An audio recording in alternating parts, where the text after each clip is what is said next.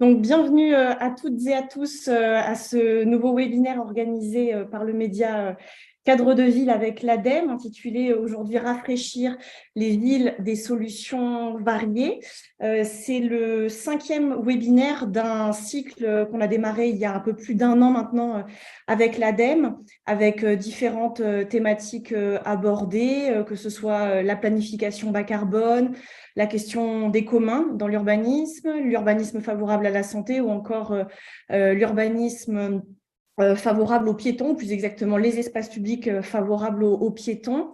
Je rappelle que tous ces webinaires sont en accès libre et disponibles en replay sur le site de Cadre de Ville si vous n'avez pas eu l'occasion de les visionner en direct les mois passés.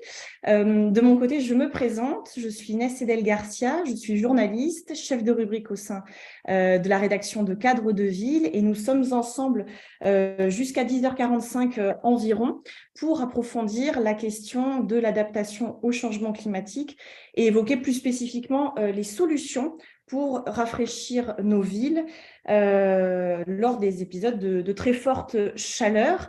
Alors, je vais vous partager tout de suite le programme pour vous dire un mot de l'organisation de cette matinée. Alors donc, on aura un tout premier temps de présentation, d'introduction du contexte et des enjeux d'adaptation au changement climatique par Élodie Brich, qui est coordinatrice recherche et développement, urbanisme durable et intrapreneur au sein de l'ADEME. Qui nous présentera ensuite un premier retour d'expérience, le retour d'expérience d'une start-up d'État qui s'appelle Plus Fraîche Ma Ville et qui a développé un outil numérique d'aide à la décision sur le rafraîchissement urbain. Elle nous en parlera dans un instant. Et puis ensuite, on aura 2 retours d'expérience venus des territoires. Un premier retour d'expérience de Toulouse Métropole avec Guillaume Dumas, urbaniste et climatologue. Et ensuite, un autre retour d'expérience d'un acteur plus atypique qui est en fait un lieu de création et d'expérimentation dédié aux arts dans l'espace public. Je crois qu'il y a un micro qui n'est pas coupé. Élodie Brich. Excusez-moi. Et enfin, on aura une note d'étonnement, on peut l'appeler comme ça, de la part de Stéphane Simonet qui a accepté de jouer le rôle ce matin de grand témoin. Stéphane Simonet qui est directeur du bureau d'études, etc. Et enfin, on aura donc un temps de questions-réponses. Donc, je le précise tout de suite aux internautes qui nous suivent. Vous avez en haut à droite de votre écran la possibilité de poser des questions, de cliquer sur un petit onglet qui vous amène sur le chat. Et donc, moi, je serai là pour récolter toutes vos questions et que j'adresserai donc en fin de webinaire à nos intervenants avant que Daniela Sana, donc responsable du pôle aménagement des villes et des territoires à l'ADEME, clôture ce 5e webinaire de la saison. Voilà pour le programme. Sans plus attendre, je passe la main à Élodie Brich, du coup, qui va nous faire un rapide topo sur la problématique du jour, les enjeux d'adaptation au changement climatique et plus particulièrement de rafraîchissement urbain. Élodie, je vous passe la parole et je coupe mon micro. Donc, on m'entend. Bonjour à tous et à toutes. Donc, les enjeux d'adaptation dans un contexte de changement climatique en ville. Pardon, nous avons un petit souci avec le micro.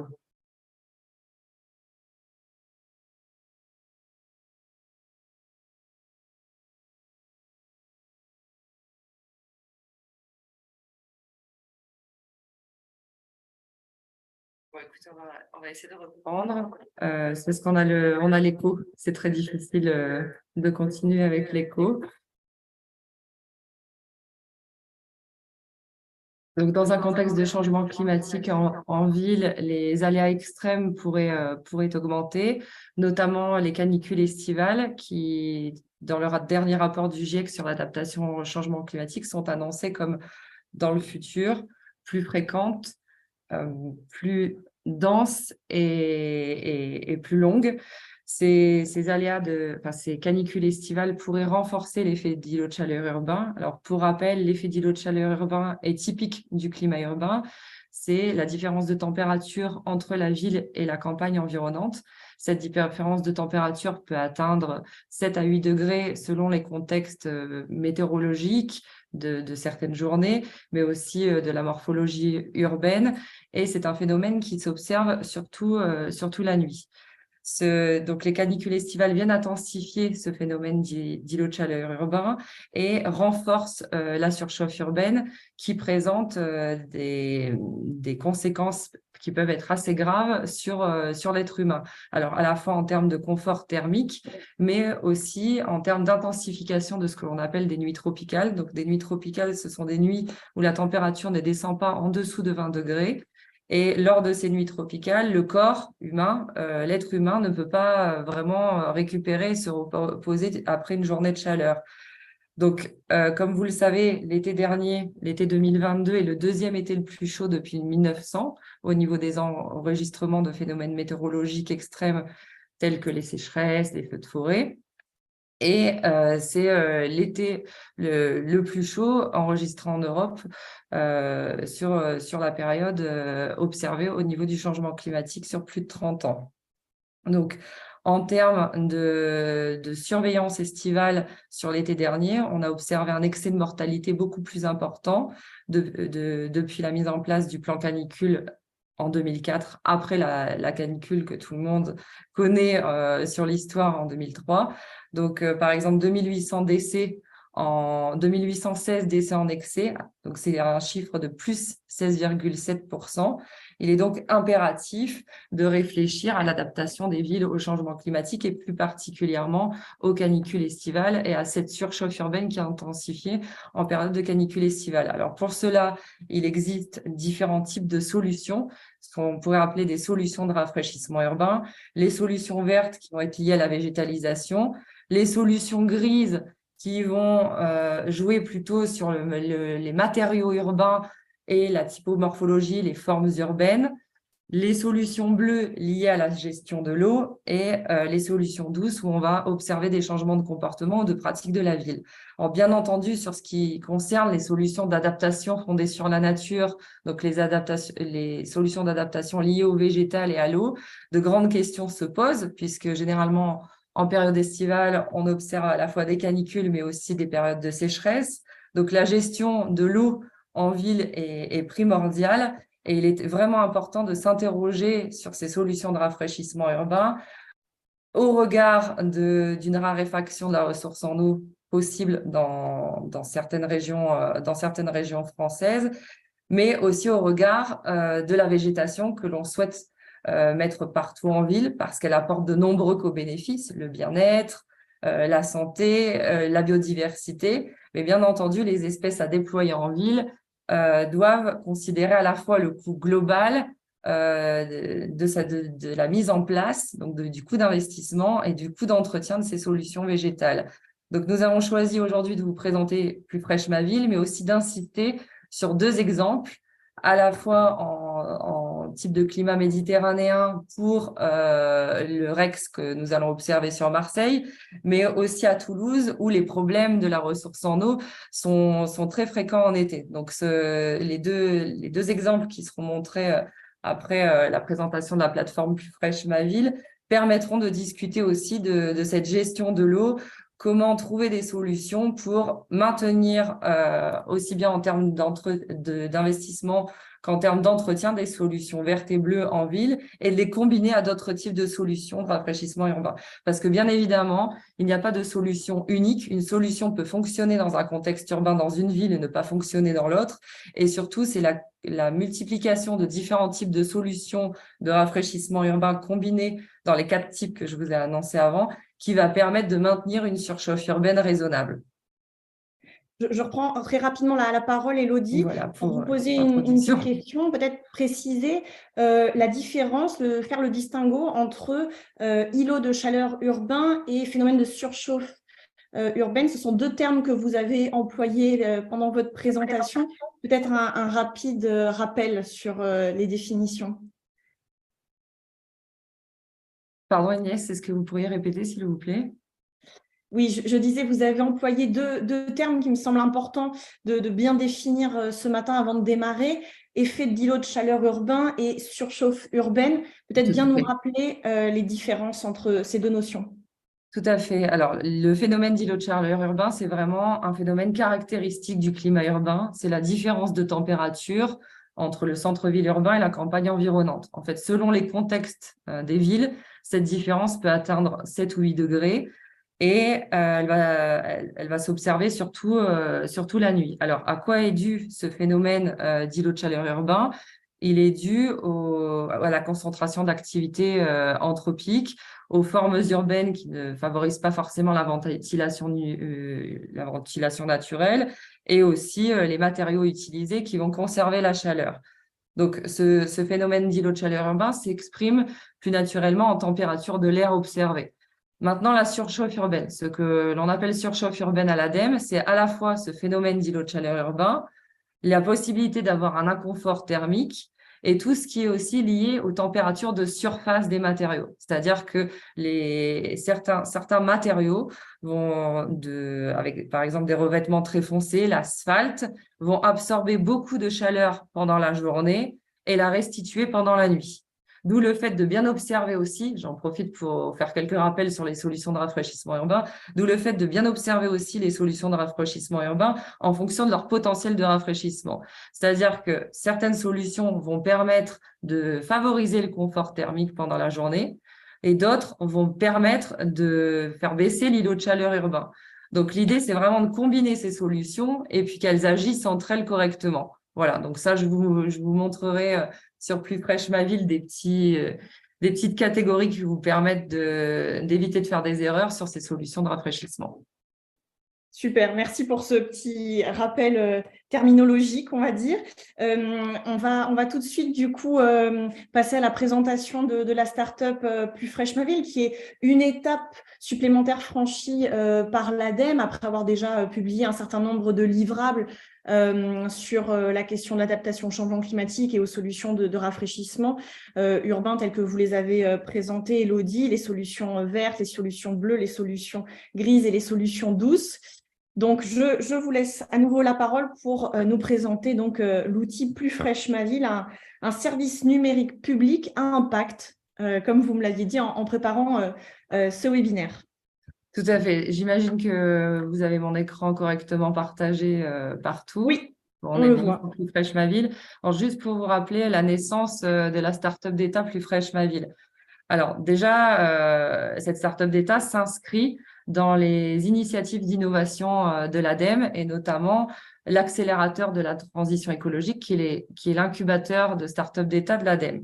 Alors, une start-up d'État commence à être co-construite à partir du moment où on réfléchit à un service numérique public. Alors, avant de décider si on va construire un service numérique public, on réalise une période dite d'investigation, c'est-à-dire que pendant l'été 2022, nous avons interrogé plus de 600 collectivités sur les problèmes qu'elles rencontrent pour mettre en place des solutions de rafraîchissement durable et pérenne en ville.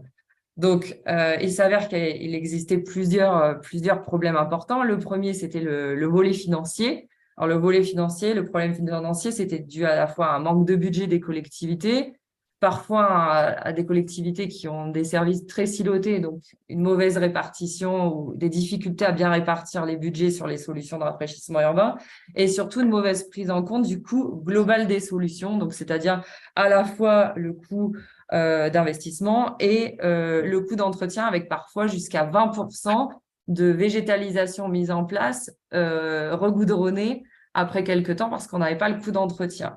Donc ça, c'est le vrai premier problème. Le second problème, il s'agissait plutôt d'un manque de connaissances sur l'adaptation au changement climatique et sur ses solutions, un manque de temps aussi pour les agents pour se former, pour aller chercher des informations.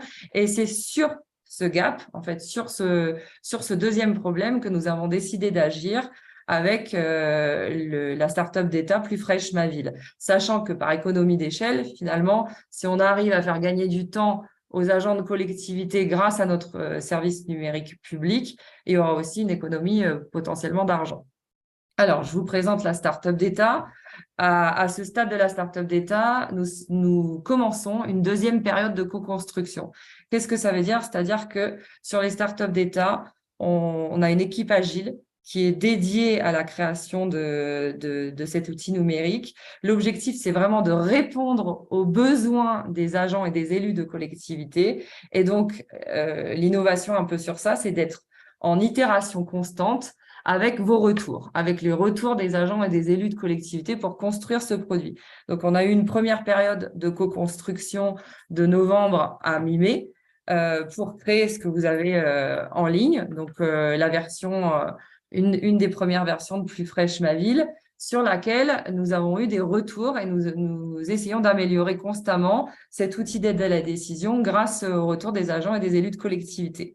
Nous démarrons actuellement une deuxième phase de co-construction pour améliorer l'outil et d'insister plus largement sur l'aide à la décision, c'est-à-dire peaufiner l'aide à la décision pour vraiment aider les agents et les élus de collectivité à prendre une décision en termes de solutions de rafraîchissement urbain et de donner un choix éclairé pour un passage à l'action plus rapide. Donc, sur cette deuxième période, on va améliorer l'outil et puis on cherche aussi à accompagner une vingtaine de collectivités pendant l'été. Donc, ça, j'y reviendrai après. Juste sur la présentation de l'outil, vous avez plusieurs parcours. Donc, faites le beau choix de solution, bénéficiez d'informations techniques précises et inspirez-vous de projets réalisés. Si je vais sur le premier, faites le bon choix de solution, vous arrivez sur ce qu'on appelle des arbres de décision en fonction de différents types d'espaces donnés. Donc, on va poser un certain nombre de questions pour avancer vers un choix de 1 à 4 solutions qui ne sont volontairement pas exhaustives, mais qui permettent à un agent ou un élu qui débute sur les questions de rafraîchissement de se former pas à pas, d'avoir déjà des idées et de commencer à faire son diagnostic pour un choix de solution. Donc, si je prends par exemple la rue, pas à pas, on va sur par exemple rue à modalité multiple, on va avoir plusieurs types de configurations de rue et à la fin, on vous propose un set de 1 à 4 solutions. Ces 1 à 4 solutions, elles sont classées en fonction du potentiel de rafraîchissement, en fonction du coût, du financement possible et aussi du déploiement. C'est-à-dire que si vous voulez réaliser du quick win sur un été ou si vous réfléchissez à des solutions à mettre en place en plusieurs temps sur une plus longue période de déroulement de projets urbains. Donc là, vous pouvez cliquer sur un type de solution, donc par exemple parc et jardin, et vous arrivez directement dans l'espace que l'on appelle fiche technique. Cet espace fiche technique rassemble les détails techniques de solutions de rafraîchissement urbain et les rubriques ont été co-construites avec les agents et les élus de collectivité. Donc, ces rubriques, elles vont permettre à un agent d'avoir davantage de détails, de prendre connaissance du détail technique d'une solution, mais aussi de potentiellement faire un choix. Donc, faire un choix avec différents types de matériaux et mobilier envisagés. On a rajouté aussi ce qu'on appelle des points de vigilance sur chaque type de solution, liés par exemple à la ressource en eau ou au coût d'entretien qui, pour certaines solutions, peut être assez important. Et on vous redirige vers des coûts, des financements et d'autres projets réalisés. Alors, il faut savoir que ces fiches techniques, elles peuvent vous servir soit à répondre à une demande de financement, un cofinancement, typiquement comme ceux qui existaient à l'agence de l'eau pour la désimperméabilisation et renaturation d'une cour d'école, ou pour construire des cahiers des charges pour justement créer un cahier des charges un peu plus précis et gagner du temps après dans le travail avec le bureau d'études spécialisé qui pourrait réaliser les travaux.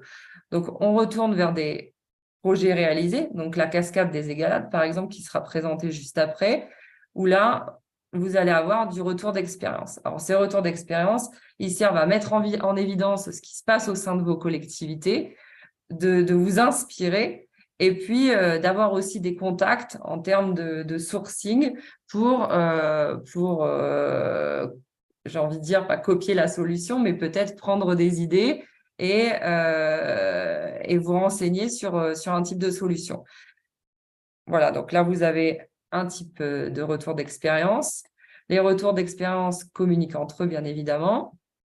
Et vous avez également la possibilité dans les solutions réalisées, là ici on a la petite photo du jardin participatif de Plibel-Jaden, mais vous pouvez aussi rejoindre directement les fiches techniques. Donc avec récupération des eaux de pluie ici, ouvrage paysager, revêtement drainant. Alors, si je vais par exemple sur revêtement drainant, là vous avez un autre contenu de fiches techniques. Et je vais vous montrer également une autre fiche. Donc, par exemple, celle sur les revêtements à albédo élevé, ici, où nous avons commencé à réaliser sur certaines des fiches, dont celle-ci, des catégories OOPS. Alors, le OOPS, c'est finalement, j'ai choisi de mettre en place une bonne solution de rafraîchissement urbain, une vraie solution d'adaptation, mais ça ne fonctionne pas.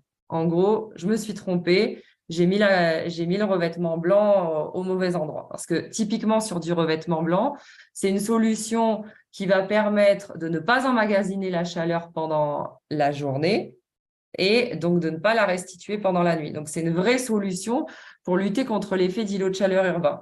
Sauf que si cette solution est, par exemple, sur du revêtement blanc, sur une dalle blanche, dans un milieu très exposé au soleil, on va avoir une gêne du piéton, c'est-à-dire que le confort thermique du piéton pendant la journée en période de canicule ne va pas être là. Et le piéton va de plus va potentiellement être ébloui. Donc, pas de panique. Sur ces revêtements blancs, il y a des moyens d'action. Donc, typiquement, repenser l'ombrage sur les endroits où cette solution aurait été mise en place sans ombrage. Il peut y avoir aussi des solutions techniques pour changer le blanc. Alors, certes, on aura un albédo moins élevé, mais on aura quand même cet effet sur l'îlot de chaleur urbain avec des revêtements, par exemple, des dalles de couleur plus claire, etc. Donc, on commence à proposer sur Plus Fraîche Ma Ville des catégories OOPS pour vous aider à réparer quelque part ou à mieux adapter des solutions qui étaient plutôt bien parties sur le rafraîchissement urbain. Autre chose aussi sur Plus Fraîche Ma Ville, le diagnostic de la surchauffe urbaine. Alors, on s'est aperçu que dans le diagnostic de la surchauffe urbaine, ce que j'ai expliqué un peu avant, le phénomène d'îlot de chaleur urbain, la surchauffe urbaine, on va avoir aussi les soucis liés au confort thermique. En fait, en fonction de la question que la collectivité se pose, on ne va pas réaliser le même diagnostic. Et malheureusement, dans plusieurs collectivités, il y a un budget entre 10 000 et parfois 70 000 euros qui a été utilisé pour réaliser un diagnostic d'îlot de chaleur urbain. Et au final, la prestation ne correspondait pas aux attentes de la collectivité pour mettre en place un projet urbain par la suite.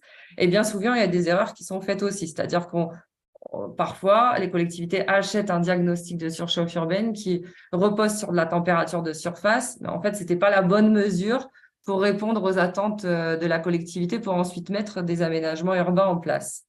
Donc là, on vous propose différents niveaux avec, par exemple, une estimation toute simple pour vous former un peu sur l'îlot de chaleur urbain, les aléas climatiques qu'il peut y avoir sur votre territoire, avec le Climadiac de Météo France, donc qui est gratuit. Sur d'autres types de questions, donc par exemple, si on souhaite vraiment prendre en considération le confort thermique des habitants et leur vulnérabilité, on va proposer différents types d'observations. Donc, par exemple, avec vulnérabilité des populations cibles, il y a ici une méthodologie de cartographie des vulnérabilités. Ça va aider en amont les agents et les élus de collectivité à réaliser le diagnostic qui répond vraiment à leurs besoins.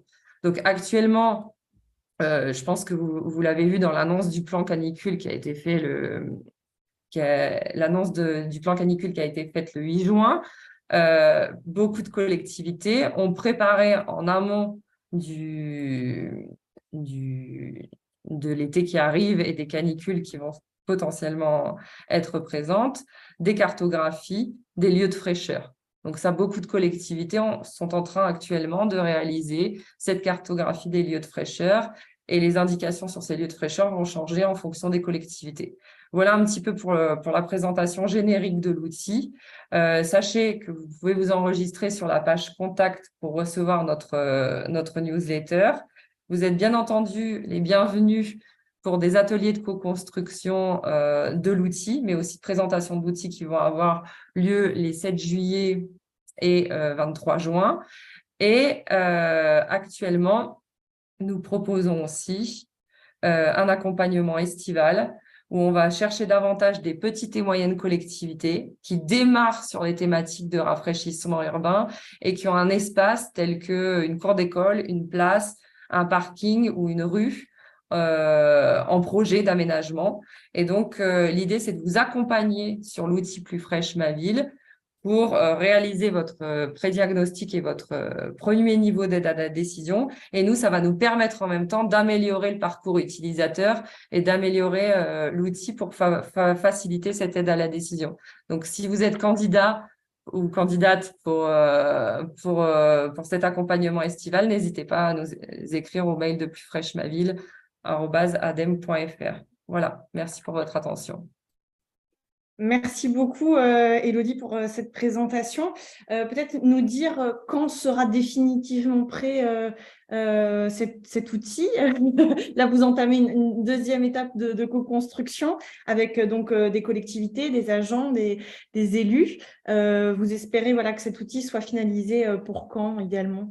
Alors, en fait, généralement, sur les startups d'État, le processus dure quand même plusieurs années, entre 2 et 4 ans. Donc là, nous, on est en train de démarrer une deuxième période de 6 mois. Donc, ça fera seulement, au bout de 6 mois, ça fera 1 an. L'objectif sur ces 6 prochains mois, c'est vraiment de mesurer l'impact du produit numérique, du service numérique public, c'est-à-dire d'aller bien quantifier si les collectivités arrivent à prendre une décision grâce à Plus Fraîche Ma Ville, et surtout si potentiellement elles ont un gain de temps, un gain économique dans le diagnostic qui va être apporté, ou en tout cas l'aide de premier niveau qui va être apportée par Plus Fraîche Ma Ville. Donc là, l'idée, c'est de faire ça sur les 6 prochains mois. Si on voit que ça continue de fonctionner, parce qu'à l'heure actuelle, on a bel et bien un impact, hein, on a plus de 150 collectivités qui gravitent autour de Plus Fraîche Ma Ville, 50 à 70 agents de collectivités de toute la France qui participent avec nous à la co-construction. Donc, sur un premier outil qui au début a été rempli, c'est plutôt pas mal. Donc, on est assez confiant. Donc, sur ces 6 prochains mois, l'objectif, c'est vraiment d'aller quantifier un peu plus cet impact. Et après, si ça marche, l'objectif, ce sera de massifier. Et au fur et à mesure, il faudra réfléchir à l'avenir de ce service numérique public Plus Fraîche Ma Ville. Est-ce que ça reste, par exemple, un service public de l'ADEME sous l'incubateur de l'ADEME? Est-ce qu'à un moment donné, il y a d'autres partenaires qui viennent travailler avec nous sur Plus Fraîche Ma Ville? Donc, les discussions vont se faire au fur et à mesure. Donc, j'ai envie de vous dire que finalement, l'outil, il évoluera, il sera en constante évolution. Et là, il y a encore de belles évolutions, je pense, à apporter sur l'aide à la décision. Très bien. Et une dernière question, cet outil s'adresse plus spécifiquement aux petites collectivités, celles qui ne sont pas forcément outillées, celles qui n'ont pas trop de moyens, ou de façon indifférenciée à toutes les collectivités, quelle que soit la taille? Alors, à la base, Plus Fraîche Ma Ville, c'est vraiment destiné aux agents et élus de petites et moyennes collectivités qui manquent de budget, qui manquent de temps, qui n'ont pas forcément de connaissances sur les solutions de rafraîchissement urbain. Maintenant, ce qui est intéressant, c'est que les grandes collectivités vont venir sur Plus Fraîche Ma Ville pour partager leur retour d'expérience et inspirer les petites et moyennes collectivités et aussi nous partager leurs résultats. Donc, Guillaume, qui présentera ce qui se passe à Toulouse après, il fait des expérimentations avec des données chiffrées sur les matériaux, les matériaux qui peuvent permettre de rafraîchir la ville. Ça, c'est super intéressant parce que c'est du chiffrage qu'on va pouvoir communiquer avec l'autorisation de Guillaume, bien entendu, de faire un partage sur Plus Fraîche Ma Ville des expériences déjà réalisées. Et puis, c'est aussi une vitrine quelque part d'inspiration pour un élu. Alors, on a aussi pas mal d'agents et de collectivités, de grandes collectivités qui participent à la co-construction parce qu'ils ont une expérience parfois un peu plus précise des solutions de rafraîchissement urbain et vont nous faire part des manques, des petites erreurs, des corrections. Donc, bien évidemment, toutes les collectivités, tous les agents et tous les élus de collectivités ont leur place sur Plus Fraîche Ma Ville, mais nous cherchons vraiment à accompagner les petites et moyennes qui sont davantage en difficulté sur ces questions d'adaptation au changement climatique en ville. Merci beaucoup, Élodie, pour cette présentation. On va tout de suite passer la parole à Guillaume Dumas, donc de Toulouse, qui a participé à la co-construction de Plus fraîche ma ville, et Toulouse, donc, qui a présenté il y a un peu moins d'un mois un plan de rafraîchissement, comme d'autres collectivités, pour s'adapter aux fortes chaleurs cet été. Donc, Guillaume Dumas, je vous laisse la parole. Vous êtes donc urbaniste, climatologue au CNRM et à Toulouse Métropole. Vous avez cette double casquette. C'est à vous. Oui, bonjour, merci. Bon, j'espère que vous m'entendez bien. Effectivement, donc c'est pour revenir donc sur le plan de Toulouse plus fraîche qui a été présenté donc le 11 mai de mémoire. Donc on va revenir sur le plan, mais avant tout un petit peu de contexte. Donc bon, voilà, je m'appelle Guillaume Dumas, je suis urbaniste climatologue. L'été dernier, ça a été un été extrême qui a secoué pas mal les consciences. À Toulouse, on a le record de France d'écart à la moyenne en termes de température, plus 2,1 degrés. Et on a eu un déficit d'eau sur l'année de moins de 37%. Donc, effectivement, ça a un petit peu secoué et ça a amené à la construction du plan Toulouse plus fraîche. Mais on peut revenir d'abord sur le contexte même de Toulouse. Bon, Toulouse, c'est dans le sud-ouest de la France et c'est dans ce qu'on appelle le climat du bassin du sud-ouest. La moyenne annuelle des températures est supérieure à 13 degrés. On a un nombre élevé de jours chauds, c'est-à-dire où les températures sont supérieures à 25. Et les jours avec gel sont rares. En fait, on a un climat qui est plutôt chaud, donc, et pas froid. Les précipitations à l'année sont déjà peu abondantes. On a moins de 800 mm et encore sur les dernières années, des fois, on ne dépasse pas les 600. Et c'est un déséquilibre saisonnier. On a plutôt des pluies fines et courantes en hiver et des gros orages en printemps et en été.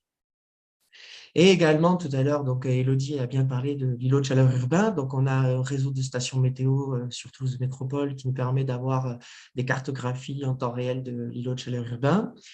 Et vous avez donc ici la cartographie de Toulouse Métropole avec Toulouse au centre et l'îlot de chaleur urbain. Donc, la tache rouge, c'est l'îlot de chaleur urbain avec un écart à la forêt de Bouconne et à Mondouzil qui est à l'est de plus de 3 degrés.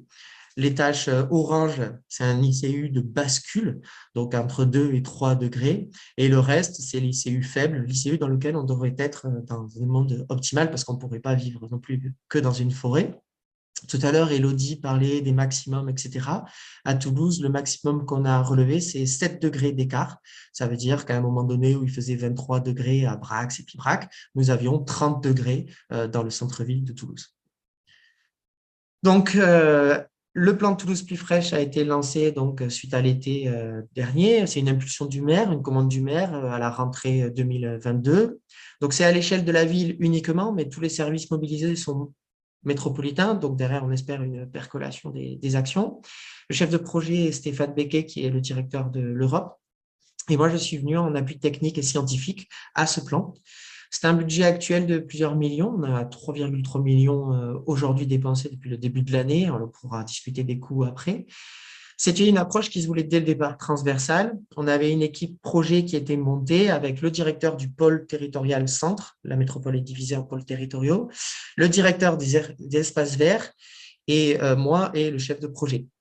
Et en plus de ça, des codecs étaient faits tous les 14 jours avec les différentes tout le monde, enfin, tout le monde pouvait participer, mais beaucoup de directeurs de services pour après diffuser au maximum les informations et les présentations. 2 points à relever, on voulait une approche systémique, donc tout à l'heure Élodie a parlé des solutions grises, vertes, bleues, etc. Donc pour ce faire, on a contacté tous les services, on a mobilisé, on a vraiment secoué le cocotier, comme on dit dans la métropole, on a parlé à tous les services, y compris des services pas entièrement métropolitains, comme la société de transport ou la société d'aménagement, etc. Et on a voulu vraiment voir tout, donc par exemple l'intégralité des 190 actions des pôles territoriaux pour 2023 sur la ville de Toulouse ont été passées au crible. On a modifié 105 opérations et on a gagné par exemple 15 000 mètres carrés de désimperméabilisation en revoyant chacune de ces opérations une par une, pôle par pôle. Alors quelques actions du plan Toulouse plus fraîche. Alors en bas, vous avez le lien si vous voulez aller sur le dossier de presse et voir vraiment l'intégralité des actions qui ont été communiquées. Mais pour revenir sur quelques actions, on a tester le cool roofing, c'est pas un test, on connaît son efficacité, mais tester plutôt notre application donc, sur le territoire. Le bâtiment à l'écran, c'est le bâtiment qui s'appelle Campus Trafic, qui est à l'est de Toulouse, qui fait 2400 mètres carrés, qui est énorme, et qui du coup va être repeint avec une peinture spécifique avec un albédo de 0,92, donc c'est-à-dire 92% du rayonnement qui est renvoyé. On a une action autour du stockage de l'eau de pluie, c'est le projet Valréu. On a, par exemple, le repenser nos abribus. Les abribus sont souvent des endroits où finalement il y a un petit peu d'ombre, voire pas, mais c'est pas pensé pour y rester dans un espace de fraîcheur. Une formation en interne qui commence à la fin de l'année en octobre. La première sera sur le sujet de la désimperméabilisation et visera tous les agents qui voudront participer. Donc, si on commence par les pôles territoriaux et l'aménagement.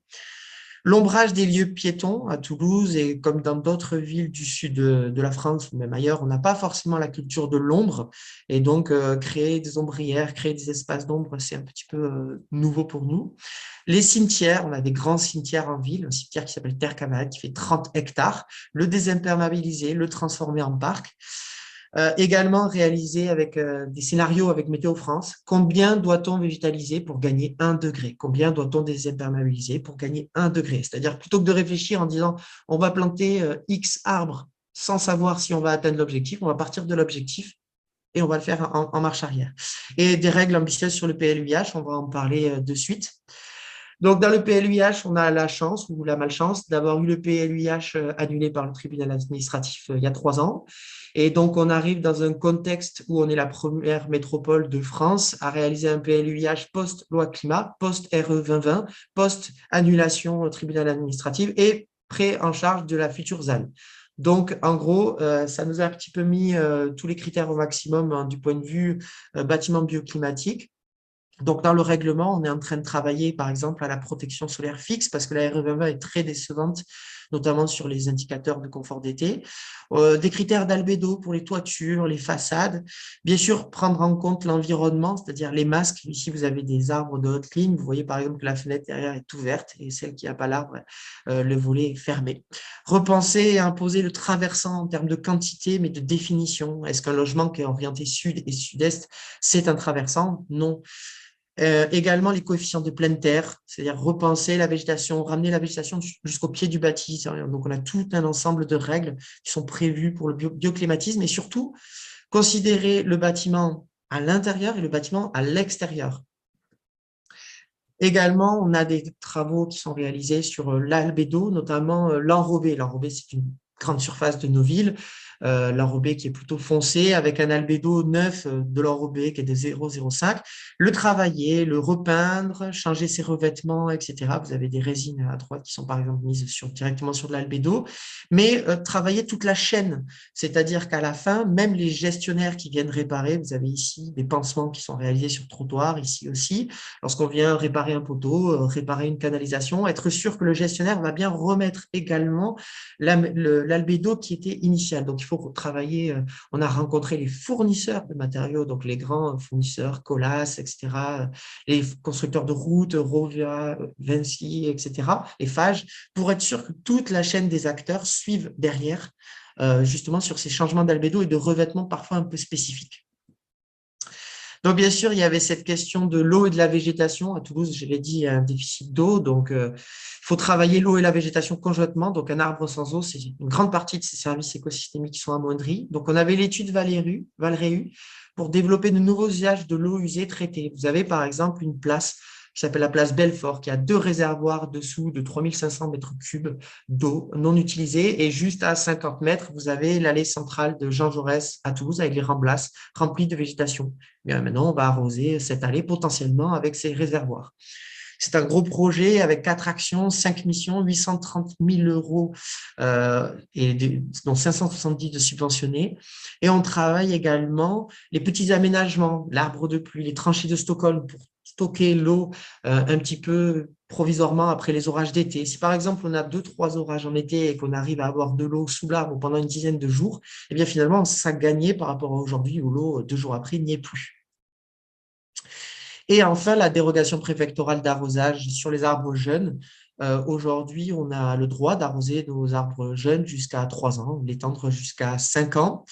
Ça veut dire également travailler avec les concessionnaires pour ce genre d'aménagement et aussi travailler également avec l'eau de pluie, c'est-à-dire dire est-ce qu'on ne pourrait pas venir avec des camions, citernes électriques pour amener de l'eau, etc., pour effectivement prendre le moins possible de l'eau de la Garonne et maximiser l'usage de l'eau de pluie. Voilà, j'ai terminé si vous avez des questions. Merci beaucoup, Guillaume, pour cette présentation. Peut-être juste, je crois que vous êtes passé assez rapidement sur la slide avec les différentes actions issues du plan de rafraîchissement. Il y avait une proposition qui me semblait intéressante parce qu'elle relève de l'urbanisme temporel. C'est l'adaptation des horaires des équipements. Je crois que vous êtes passé sur les autres mesures en oubliant celle-ci. Peut-être un mot sur cette proposition voilà, qui est assez originale et à laquelle on ne pense pas forcément, qui est simple mais efficace. Oui, dans le plan, en fait, il y a des actions, donc un peu vraiment aménagement, etc., et les actions un petit peu de comportement aussi. Donc, notamment, ouvrir les parcs plus tard, ouvrir les piscines plus tard, et plus tôt aussi. Le ticket métro, si on a un air canicule, la journée passe à 3 euros, on appelle le ticket planète. Les musées, parce que ce sont des lieux frais ouverts jusqu'à 20 heures. Voilà, et ce sont des actions, comme le plan, bien sûr, ce sont des actions déjà concertées, donc c'est vraiment mise en place, etc.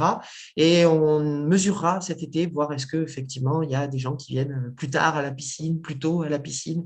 Et dans les parcs, également dans les parcs, un petit détail, aujourd'hui, les parcs sont fermés à partir de certaines valeurs de vent, 40 km/h, etc.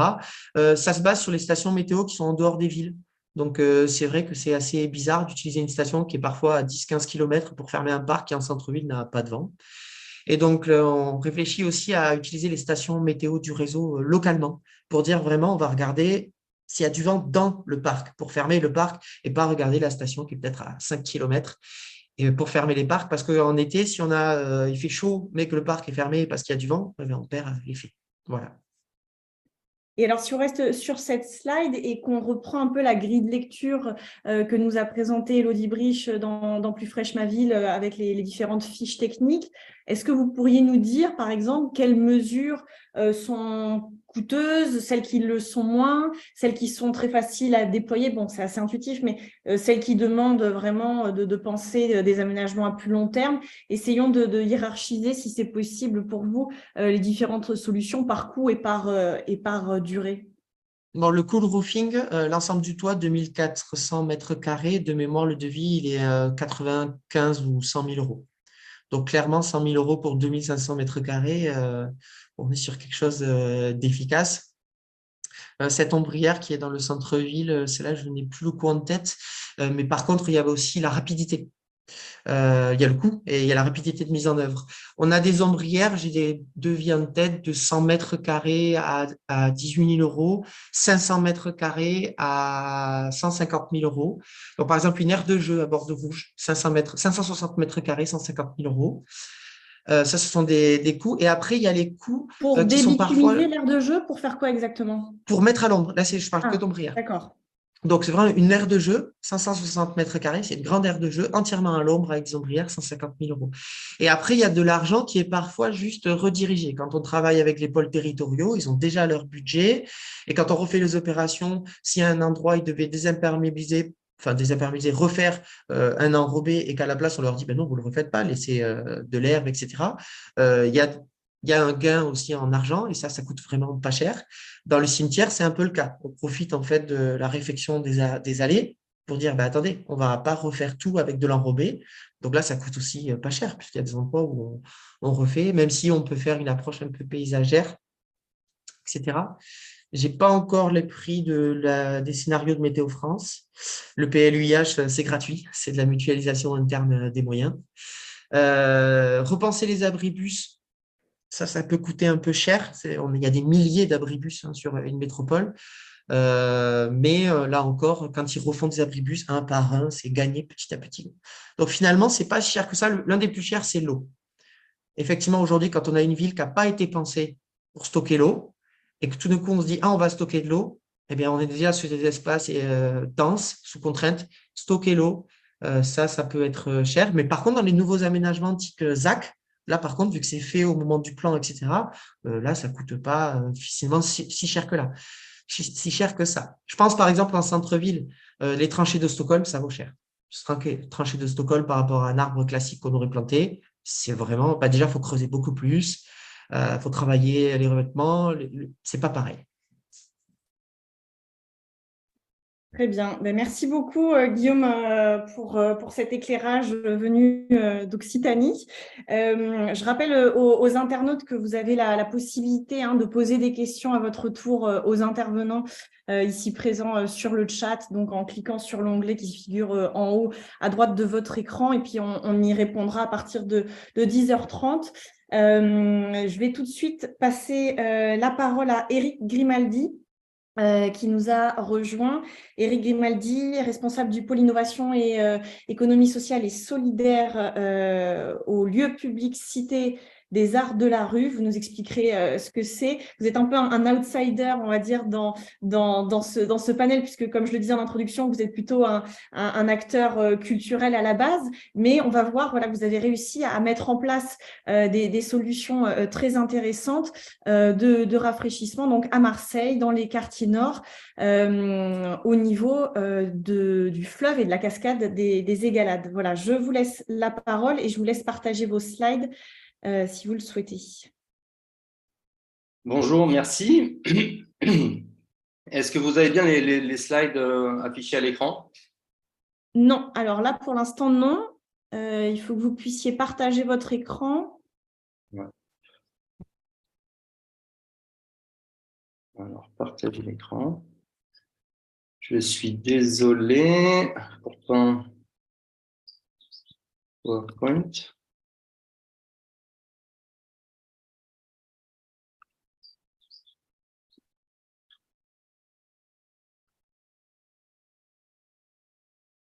Est-ce que j'y suis? Alors, toujours pas. Mais si vous voulez, moi, j'ai vos slides, donc je peux vous les faire passer si vous souhaitez. Vous me dites quand Le top. défiler. Bien volontiers, merci. Donc, moi, je vais vous présenter une initiative citoyenne, un tour de force d'un collectif citoyen qui a permis de réouvrir un ruisseau, le ruisseau des Égalades. Donc, si on peut passer directement à la slide 3, je vous pose le contexte géographique.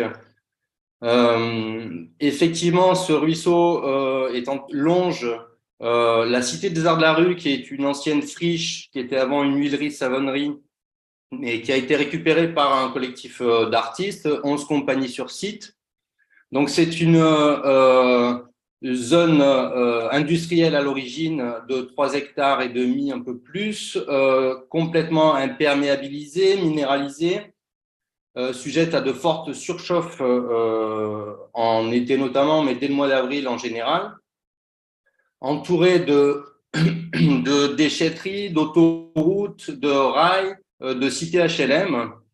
Et c'est un site qui a redécouvert son ruisseau il y a de ça maintenant une dizaine d'années, en 2013, grâce à des marches d'artistes qui sont descendus en contrebas de la Cité des Arts de la Rue, le ruisseau étant à peu près à 50 mètres en contrebas de la Cité des Arts de la Rue. Vous avez en slide 4 une photo aérienne où vous voyez donc un grand bâtiment en long au centre de la photo et la coulée verte du ruisseau des Égalades, qui est un fleuve côtier en fait, et dont je vais vous montrer la situation géographique sur la slide numéro 5. Donc, c'est un fleuve côtier de 17 km de long qui arrive par le nord de la ville et qui est un cours d'eau de type méditerranéen, donc intermittent, sujet à de fortes crues et pas toujours en eau, avec des assecs importants et de plus en plus importants en période à partir, on va dire, du mois de mars jusque maintenant au mois d'octobre. C'est un cours d'eau qui a été largement utilisé, anthropisé, industrialisé tout le long du cours d'eau et notamment dans la partie nord du cours d'eau. On a tout un tissu industriel, des huileries, savonneries, déchetteries, Lafarge qui a capté la source du cours d'eau qui est tout à fait en amont. Et il a longtemps servi de déversoir d'eau usée ménagère et industrielle, avec donc une fonction plutôt d'égout sur le dernier siècle. Et tout au long de ce cours d'eau, il est canalisé pour la plupart, en tout cas aux 2/3, et le reste de ce cours d'eau est grillagé, barriéré, rendu invisible et donc inaccessible au public.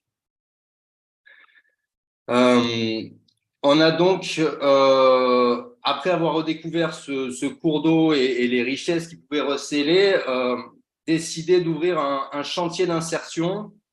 Donc, je vous demande de passer à la diapositive numéro 6. Un chantier d'insertion, d'aménagement paysager, de valorisation du patrimoine naturel et culturel. En 2015, on crée ce chantier d'insertion qui a pour but, dans un premier temps, de nettoyer le ruisseau. Donc, vous avez les photos du haut, en fait, qui vous montrent le travail surhumain de nettoyage du ruisseau. On a sorti 54 tonnes de déchets de ce cours d'eau. Et c'est un travail un peu mythe de Sisyphe où chaque année, il faut recommencer le nettoyage, puisque à chaque pluie, ce ruisseau, ce cours d'eau draine une grande partie des déchets qui sont jetés en amont. Avec ce chantier d'insertion nous a donc permis de nettoyer le ruisseau d'une part, mais après aussi de travailler sur l'amélioration, l'embellissement, la création d'une promenade de sensibilisation et de conscientisation qui va être jonchée d'œuvres artistiques. Ça nous a permis de réouvrir cette parcelle du ruisseau qui fait à peu près 300 mètres linéaires au public à partir de 2017 et donc de réouvrir le ruisseau et de redonner le ruisseau aux accès du public, de rendre cette zone donc de fraîcheur. Vous voyez les photos en bas à gauche et en bas à droite. C'est vraiment incroyable d'avoir un tel îlot de verdure en plein centre-ville, puisque là on est dans les quartiers nord de Marseille, dans une zone absolument minérale et imperméabilisée.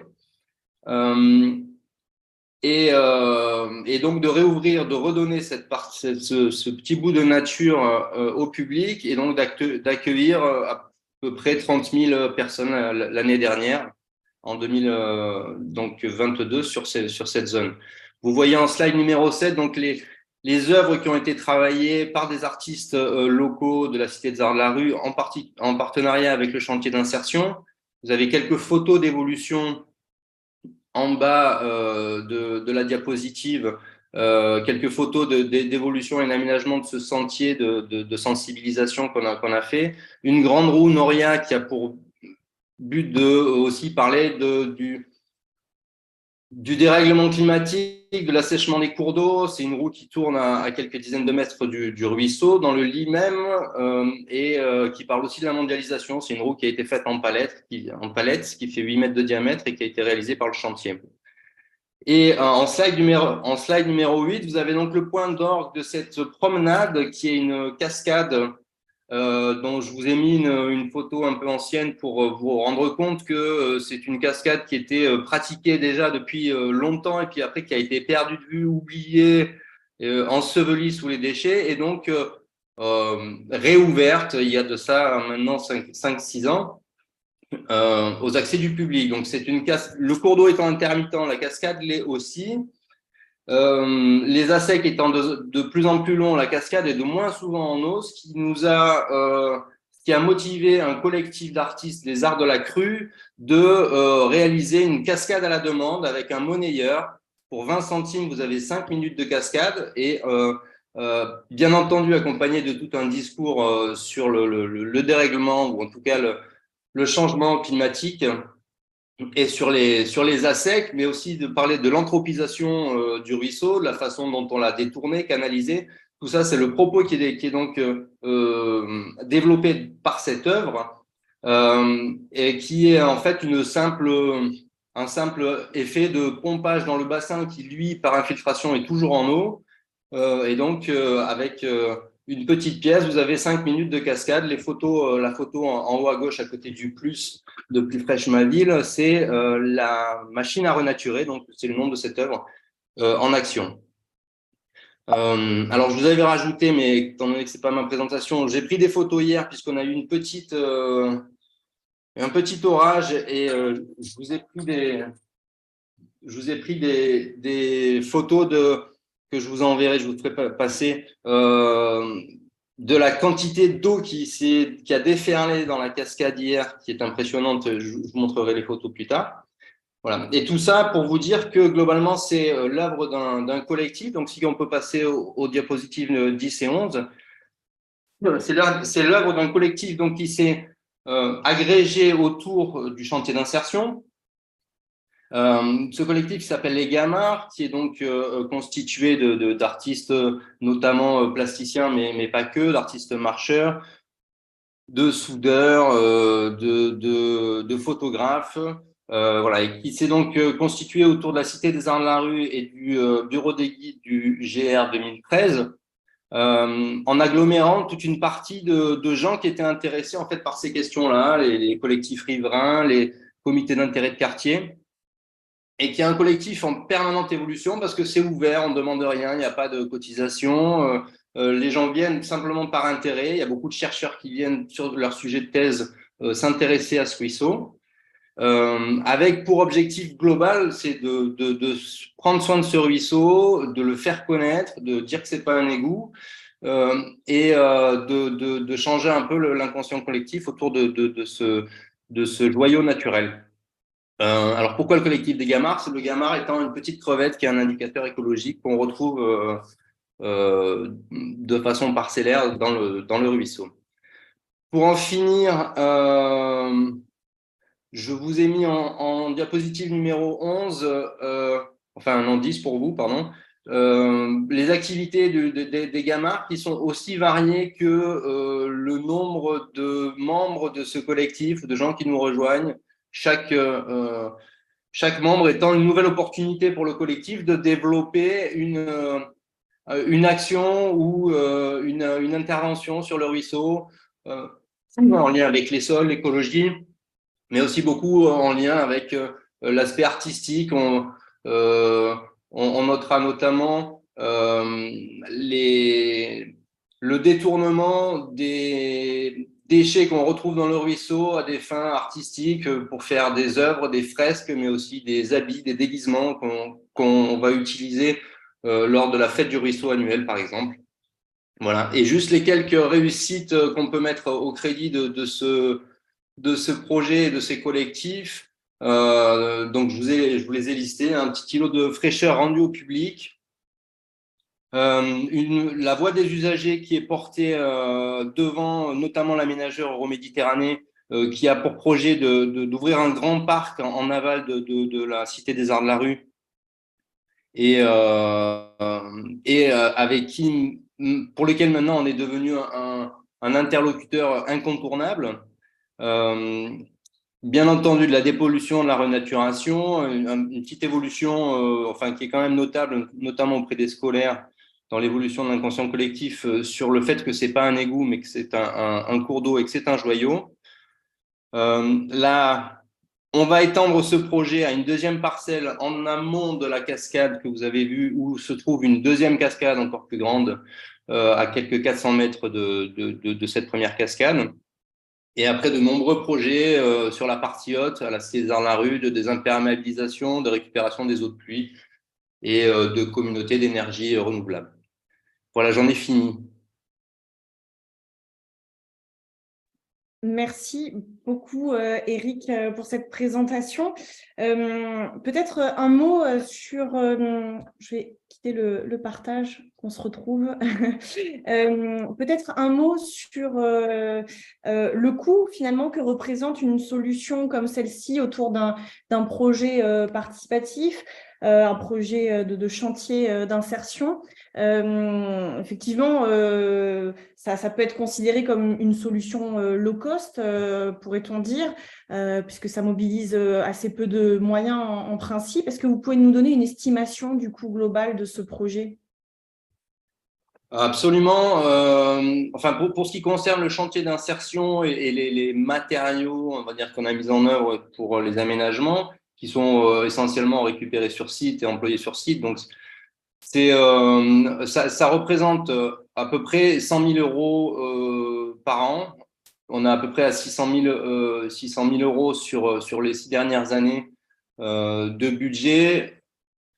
Qui sont essentiellement les salaires des salariés du chantier d'insertion, ces salariés qu'on appelle les cascadeurs du fait qu'ils travaillent sur la cascade des Égalades notamment. Et il y a très peu il y a très peu d'autres intrants, matériaux. Bon, il y en a un peu bien entendu pour la construction des œuvres et tout ça, mais c'est vrai que c'est on va dire une solution, en tout cas low-tech, si elle n'est pas low-cost, mais ça permet de maximiser l'efficacité des deniers publics, étant donné que le chantier d'insertion est quand même financé par le ministère du Travail. Et justement, comment, quand on propose une solution qui repose essentiellement sur la participation des uns et des autres à titre bénévole, comment on arrive à mobiliser voilà, cette communauté sur la durée, puisque c'est vrai que c'est une vraie gageure. Alors, c'est vrai, et bizarrement, ça m'étonne aussi, moi, toujours, hein, mais je pense que c'est vraiment le ruisseau, le charme du ruisseau qui fait aussi son office.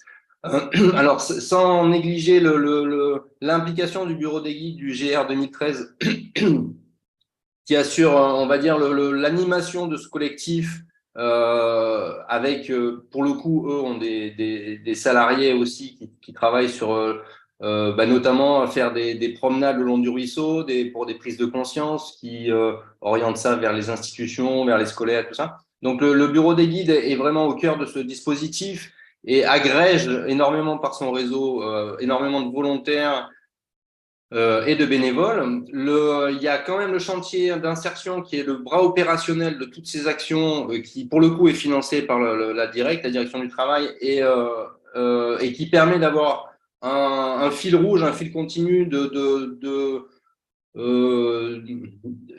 réaction opérationnelle et d'entretien dans le lit du ruisseau. Et tout ça, après, agrège une quantité de gens phénoménales qui vont par intérêt, parce qu'ils sont chercheurs et que la thématique les intéresse, parce qu'ils sont associatifs et qui veulent faire une action tous ensemble pour faire du team building, parce que et donc ce collectif grossit un peu au fil des intérêts de chacun, sans qu'il y ait vraiment de contraintes. Les gens sont libres de venir ou pas. Et quand on fait des nettoyages du ruisseau, il y en a 4 par an, chaque trimestre. En général, on arrive à recruter ou à faire venir plus d'une centaine de personnes. Et peut-être une dernière question, parce que vous avez évoqué le PA Euroméditerranée qui intervient du coup en aval du ruisseau. C'est intéressant de voir comment, selon les acteurs, selon les expertises, selon les moyens aussi, on peut intervenir sur un même objet, donc le ruisseau des Égalades, avec le même objectif de rafraîchissement urbain, par exemple, mais pas avec les mêmes méthodes, les mêmes outils. Est-ce que vous pouvez nous dire ce qu'il en est un peu plus en aval du ruisseau, côté Euromed, comment ils interviennent sur ce cours d'eau? Absolument. Donc là, ils en sont encore surtout aux phases d'études. Hein. Il y a un bureau d'études biotech écologique qui planche beaucoup sur toutes ces questions de réouverture du ruisseau, puisqu'il est pour beaucoup dans cette zone-là canalisé, invisible. Et l'objectif, c'est vraiment de réouvrir ce ruisseau et de le renaturer, puisque là, pour l'instant, il coule dans du béton, dans un cuvelage en béton. Donc, ça se situe toujours dans les quartiers nord de Marseille, mais quand même plus au sud que chez nous, à quelques 5 km d'ici à peu près. Il récupère en fait l'ancienne gare de triage qui était à l'entrée de Marseille, une zone de 20 hectares qui vont renaturer et réouvrir à destination du public à terme. Donc, c'est vraiment des gros enjeux, des gros changements.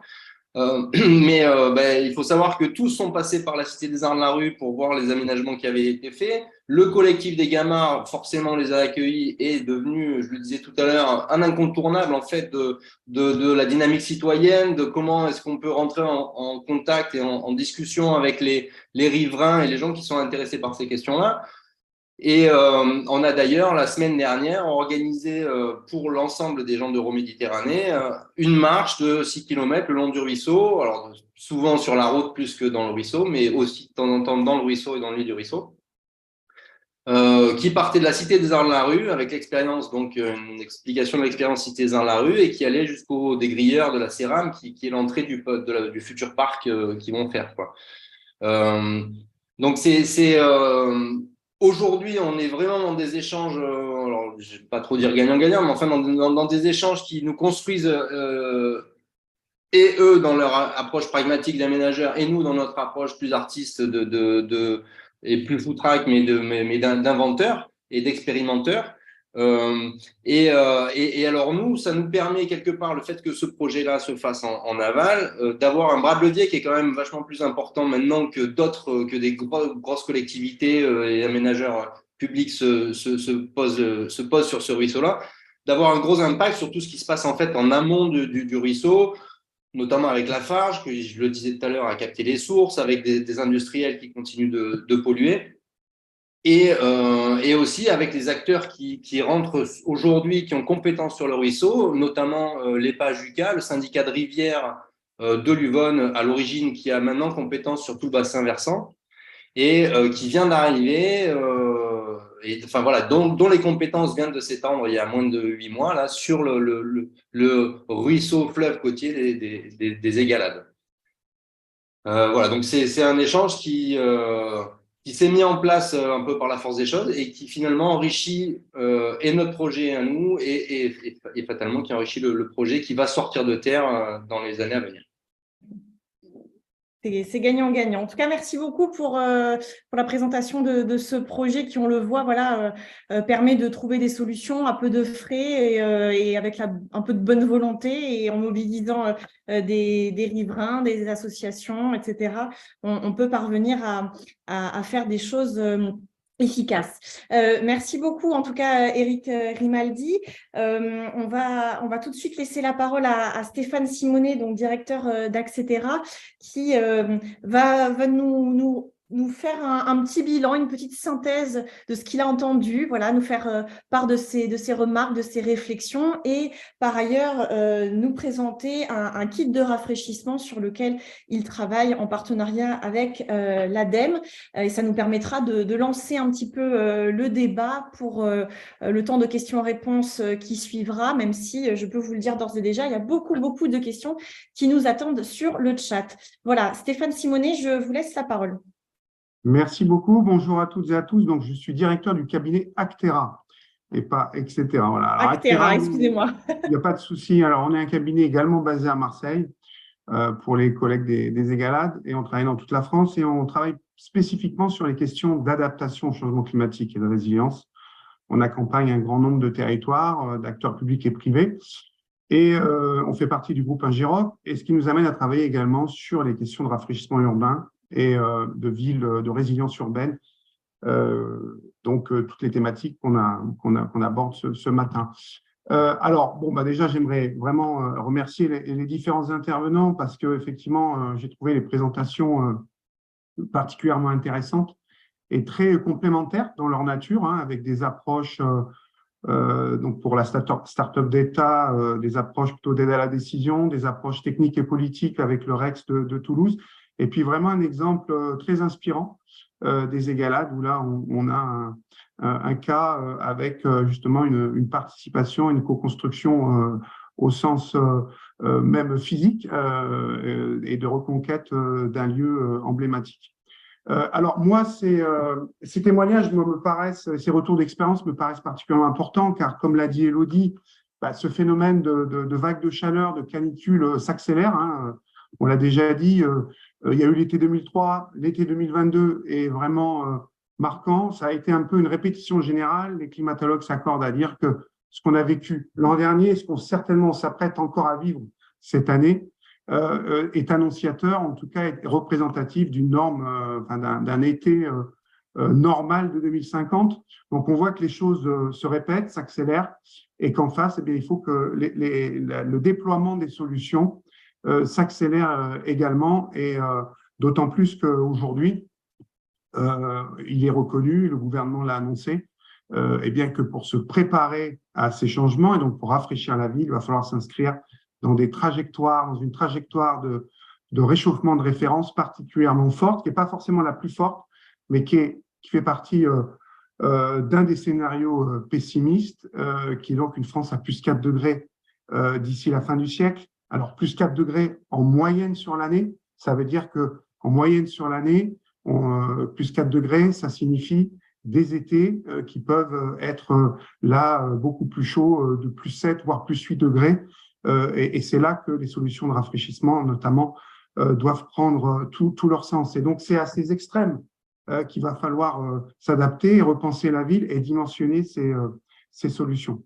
Alors, cette tendance lourde de réchauffement nous demande vraiment d'aller plus vite, plus fort et à plus grande échelle. Donc, les présentations de ce point de vue-là m'ont inspiré un certain nombre de réflexions et illustrent bien un certain nombre d'enjeux liés à ce déploiement et à cette massification des réponses en termes de rafraîchissement urbain.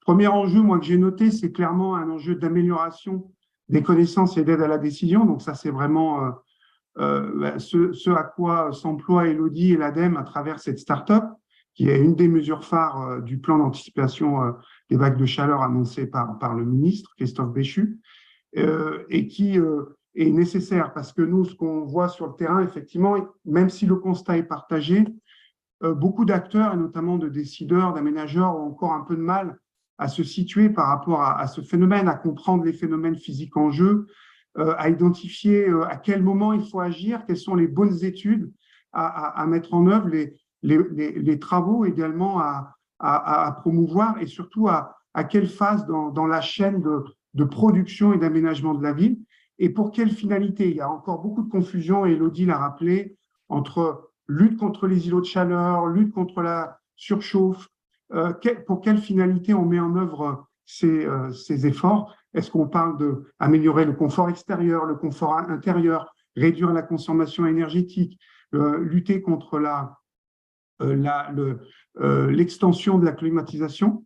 Et donc, ces questions d'échelle spatiale, ces questions d'échelle temporelle sont importantes. Et donc, il faut pouvoir équiper, former, vraiment aider les décideurs, les intervenants de la maîtrise d'ouvrage, de la maîtrise d'œuvre, à pouvoir se situer. Donc, tout ça pour faire en sorte que finalement, on sorte un peu d'un rafraîchissement urbain qui, nous, on l'observe, constitue encore trop souvent un volet de projets urbains et donc qui est un peu périphérique ou qui découle ou qui s'inscrit dans des projets qui, de toute façon, doivent être réalisés. Le rafraîchissement urbain vient comme un après-coup, et alors qu'en fait, on l'a vu à travers les différentes interventions, plus cette problématique est prise en charge et pensée en amont, comme c'est le cas à Toulouse, comme c'est le cas dans les différentes expériences qu'on a pu voir, eh bien, moins ça coûte, plus les marges de manœuvre sont grandes, plus on a de possibilités de déployer cette palette qui est large, parce que le rafraîchissement urbain, ce n'est pas seulement des solutions techniques, c'est aussi des solutions douces, du changement de comportement et du réglementaire, de l'accompagnement, de l'incitation. Donc, mieux faire comprendre, mieux faire connaître ces différents dispositifs, aider les décideurs à intégrer ça le plus en amont possible et comprendre aussi l'articulation et les synergies, mais aussi les antagonismes entre ces solutions me semble important, notamment pour éviter des erreurs, des fausses bonnes solutions, et un terme qui commence à être diffusé, celui de maladaptation, hein, c'est-à-dire s'engager dans des voies qui seraient finalement plus préjudiciables du point de vue du confort en ville que ce qu'on attendait. Donc, éviter ces fausses bonnes solutions et ces impasses. Donc, cette production de connaissances, ces outils de la décision, ces formations, ces retours d'expérience et cette production de référentiels me paraît important. Alors, si c'est nécessaire, c'est bien évidemment pas suffisant. Pour moi, il y a un deuxième enjeu qui est revenu à plusieurs reprises dans les présentations, c'est celui véritablement de la co-construction. Alors, co-construction à plusieurs échelles parce que, comme beaucoup d'autres politiques publiques, le rafraîchissement urbain, il ne va pas se décréter uniquement dans des textes de loi ou des règlements d'urbanisme. On voit que les solutions sont diverses, il n'y a pas une solution unique, les contextes sont différents et pour ça, il faut pouvoir à la fois co-construire la start-up d'État pour répondre aux besoins, co-construire des plans de lutte contre la surchauffe comme à Toulouse avec les citoyens, mais aussi les différents services, comme l'expliquait Guillaume, et co-construire également ces îlots de fraîcheur, comme on a vu aux Égalades, avec une participation citoyenne forte, mais également une contribution citoyenne à la réalisation physique des solutions. Alors, on voit que cette co-construction, elle est incontournable. Elle permet aussi de répondre à une demande de plus en plus forte sociétale de nature en ville, d'amélioration de la qualité urbaine, et elle permet aussi de peut-être effectivement déployer des solutions qui sont à la portée de certains quartiers, davantage à la portée de certaines communes, soit du point de vue des technologies, soit du point de vue des coûts. Elle permet aussi de renforcer l'adhésion à ces projets, puisque sans cette adhésion, il n'y aura pas forcément de durabilité. On a vu aussi que des problématiques d'annulation de certaines réalisations, comme le disait Élodie, de regoudronnement, etc., a pu être constatée. Et puis, je pense qu'il est important aussi de retenir, pour moi, c'est que finalement, cette question de rafraîchissement urbain, ce n'est pas seulement un sujet d'experts et de techniciens. On a beaucoup parlé d'éléments techniques, d'élévation des températures, d'albédo, etc.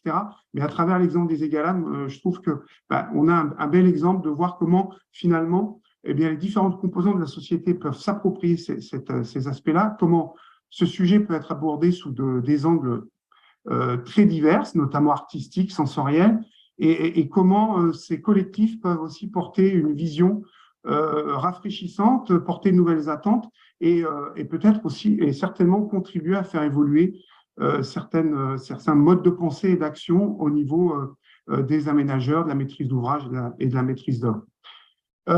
Pour moi, il y a un autre enjeu que j'ai noté également, c'est l'enjeu de l'efficacité de ces solutions. Alors, on a aujourd'hui, effectivement, il y a un grand nombre les règles commencent à se multiplier, la connaissance est en progression, la start-up d'État est là pour nous le montrer, on arrive à typologiser, catégoriser des solutions, à avoir des arbres de décision. Néanmoins, on a encore un gros enjeu et on le constate d'objectivation de l'efficacité de ces mesures à court, moyen, long terme. Quel est le pouvoir rafraîchissant? On est sur on tâtonne encore un peu, on a des éléments dans de la bibliographie, des études, etc. Mais on a encore besoin on va dire, d'objectiver, de davantage caractériser pour encore mieux aider et orienter les solutions. Et donc, cet enjeu de l'efficacité, du suivi, d'identifier les bons indicateurs suivis et de pouvoir ensuite mieux caractériser et surtout densifier toutes ces expérimentations pour arriver à stabiliser justement et à répondre à une demande très opérationnelle d'élus, d'aménageurs sur à un degré de rafraîchissement donné, quelle est la solution la plus efficace et la moins coûteuse. Alors, autre enjeu, celui du coût au regard des bénéfices, on en a beaucoup parlé. Le rafraîchissement urbain passe très souvent par des solutions vertes et bleues, ce qui parfois, pour certaines collectivités, certains services, peuvent être un peu une source d'inquiétude en termes d'organisation des services, d'augmentation des dépenses d'entretien. C'est souvent un argument qu'on nous oppose, l'organisation des services, l'augmentation des dépenses, et qui peut conduire à de l'annulation, à de l'effacement de certaines mesures mises en place. Or là, je pense qu'il va falloir qu'on travaille effectivement sur démontrer que ces solutions sont coût-bénéfice, et en passant par de la multifonctionnalité, par des initiatives citoyennes, low-tech ou low-cost, on peut arriver à des effets significatifs à des coûts acceptables. Et encore une fois, de toute façon, le changement climatique, c'est aussi un surcoût en investissement. Mais ce qui est intéressant et ce qui est encore difficile caractérisé, c'est finalement ce surcoût lié peut-être à des mesures de rafraîchissement, eh bien combien finalement, quel est le coût des dommages qu'elle permettrait d'éviter si on ne faisait rien dans un scénario de l'inaction. Et très clairement, là aussi, il y a des ratios favorables, encore faut-il pouvoir les qualifier. Et alors, cette question du coût, très clairement, plus les solutions sont mises en œuvre et pensées en amont, on voit très bien à quel point ces coûts peuvent être réduits. Autre enjeu, et ça sera aussi le dernier, c'est celui de la durabilité et de la pérennité. Alors, on a parlé effectivement de la question de l'entretien et de la modification, enfin de la nécessité pour certains services d'innover d'un point de vue organisationnel, d'innover les pratiques, de former ces équipes, de s'outiller pour faire en sorte que et le coût et l'organisationnel ne soient pas un frein à la durabilité. Un autre élément de durabilité, c'est l'adhésion des populations. On a bien vu ça avec l'exemple des Égalades, par exemple, mais aussi la question de l'eau, puisque si beaucoup de ces solutions de rafraîchissement reposent sur les solutions vertes et bleues, elles sont donc tributaires d'une bonne gestion de l'eau.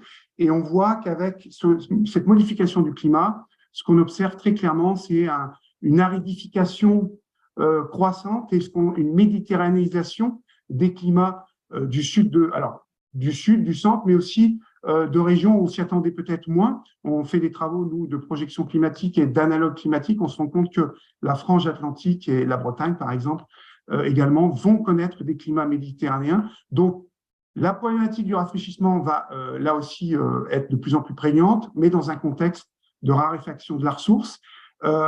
Et donc, ce qui pose la viabilité de certaines de ces solutions à long terme. Le cas des Égalades l'a montré avec les insectes plus fréquents et l'assèchement partiel de la cascade.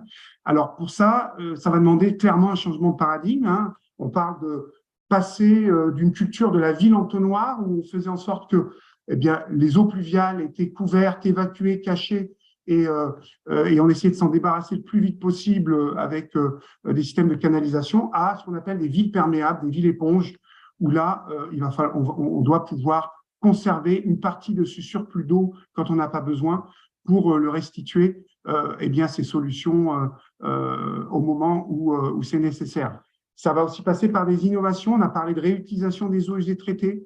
Aujourd'hui, en France, c'est un domaine connu pour quelques îles, mais ce n'est pas des solutions dont on pensait qu'il fallait déployer vite. C'est des solutions qui nous viennent plutôt ailleurs, plus au sud, par exemple, du bassin méditerranéen. Et là, on voit très clairement que c'est un sujet qui est à l'agenda politique et avec aussi un risque, puisque cette demande de gisement de réutilisation des eaux usées traitées est très forte en agriculture. On voit qu'on en a besoin pour la ville. Il y aura certainement des arbitrages à faire. Et pour finir, j'ai envie de dire ces solutions qu'on a vues et celles de start-up d'État sont pertinentes. Elles permettent de répondre aujourd'hui à la surchauffe. Quid de demain, puisque comme vous le savez, on va vers des trajectoires de réchauffement particulièrement fortes. Donc, il faut se dire aussi que ces solutions, si elles sont valables peut-être pour aujourd'hui ou les 10 à 20 ans qui viennent, eh bien, elles sont pas universelles. Il va falloir les réactualiser et les solutions d'aujourd'hui seront certainement pas celles de demain en 2050 ou 2070. Et ça, c'est aussi à prendre en compte. Et donc, cette adaptation plus transformative qui pourrait être nécessaire, face à cette trajectoire de réchauffement, il faut penser une trajectoire de rafraîchissement et donc imaginer les solutions valables pour aujourd'hui et se poser la question de à partir de quel niveau de réchauffement peut-être elles deviendraient obsolètes et par quoi il faudrait les compléter. Donc, c'est toute une trajectoire prospective et donc penser le rafraîchissement dans cette logique prospective en essayant de se projeter demain et voir si la pérennité de ce qui est prévu aujourd'hui. Simplement, je vais juste finir pour dire que par rapport à ces questions, il y a un travail qui est en cours avec l'ADEME, qui a missionné un groupement l'idée par Actera et en association avec Frambouté Consultants et Ingérop, où l'objectif justement c'est de produire un kit de rafraîchissement urbain pour répondre à un certain nombre de questions qu'on a évoquées ce matin et notamment produire cette connaissance qui viendra, j'imagine, aussi nourrir la start-up d'État. Et donc l'objectif, c'est on travaille sur 3 cahiers. Un premier cahier qui se destine aux maîtres d'ouvrage et qui vise notamment à répondre à des questions du type, voilà, quelle politique d'aménagement et de planification pour ces solutions, finalement, comment s'y prendre avec des retours d'expérience en France, mais aussi plus au sud de la Méditerranée, puisqu'on voit, parce qu'on s'intéresse aussi à comment ces territoires gèrent ces problèmes aujourd'hui avec une remontée des climats méditerranéens. Un deuxième cahier orienté vers la maîtrise d'œuvre, avec là, quelles sont les solutions opérationnelles et quoi faire, à quel moment, à quelles échelles, et qu'est-ce qui fonctionne, et quels sont les freins, les limites, les points de vigilance. Et enfin, un troisième cahier dit d'inspiration, où là, on s'est intéressé à voir comment ces territoires du sud de la Méditerranée, dont on va certainement connaître en partie leur climat en France demain, s'y prennent aujourd'hui, quelles sont les solutions vernaculaires, quelles sont aussi des solutions plus nouvelles, et comment ces territoires aujourd'hui gèrent ces problématiques, pas seulement sur le plan technique, on parlait des changements de comportement et des aménagements horaires, ça fait partie aussi des réflexions, parce que face à des vagues de canicule particulièrement fortes, la technique peut avoir ses limites et il faut imaginer d'autres modes de vivre en ville et de pratiquer la vie. Voilà, voilà ce que je voulais vous livrer et je vous remercie de votre écoute. Je vous rends la parole. Merci beaucoup Stéphane Simonet, donc de Actera, je ne me trompe pas cette fois, pour ces réactions à chaud qui donnent du grain à moudre et donnent encore envie de phosphorer sur la question. On va tout de suite passer aux questions des internautes, des questions qui sont très nombreuses. Je vais essayer de les regrouper. Pour aller plus vite. En tout cas, on retiendra, moi je retiendrai de votre intervention la notion de ville éponge. Il y a beaucoup de questions justement sur des problématiques sémantiques, on va dire, qui ont été abordées durant ce webinaire, parce que voilà, effectivement, comme vous le disiez, Stéphane, voilà, c'est parfois assez technique, et donc il y a beaucoup de questions pour commencer qui demandent un petit peu des explications, des éclaircissements sur la notion de tranchée de Stockholm, d'albédo, d'arbre à pluie, de cool roofing, toutes ces notions qui ont été abordées dans le courant de la matinée, qui ne sont pas forcément toujours appropriées par les uns et par les autres. Alors, est-ce que quelqu'un voudrait bien se lancer pour refaire un petit point sur le lexique du rafraîchissement urbain ? J'y vais si tu veux, Inès. Donc, juste, on a évoqué la vague de chaleur. Il y a une question aussi sur le pic de chaleur. Le pic de chaleur est défini par Météo France comme un épisode de chaleur intense, mais de très courte durée, qui peut durer 1 à 2 jours. Donc, c'est un peu différent d'une canicule. Sur l'albédo, ce qu'on appelle l'albédo, finalement, c'est le pouvoir réfléchissant d'une surface. Donc, c'est finalement la fraction de la lumière que va réfléchir un corps. Donc, c'est pour cela qu'un albédo élevé, ça va plutôt être un revêtement blanc qui va réfléchir le rayonnement solaire et le renvoyer vers l'atmosphère. Et puis, un revêtement noir, l'asphalte, lui va avoir un albédo très faible et va absorber la chaleur pour la restituer pendant la nuit. Je crois que vous aviez aussi une autre question sur arbres de pluie. Donc, les arbres de pluie, vous avez toutes les définitions et la mise en œuvre sur Plus fraîche ma ville, sur planter un arbre. Donc, je vous invite à aller voir le détail de la fiche technique. Mais généralement, un arbre de pluie, très simplement, ça va être un arbre où on va essayer de lui apporter sa propre réserve en eau et son épanouissement, en fait. Que finalement, il y ait aussi un bien-être pour l'arbre dans le sous-sol urbain. Je simplifie très largement. Ensuite, sur le cool roofing, donc un cool roof, c'est un toit clair. Donc, on va mettre du revêtement blanc ou du revêtement clair sur des toits.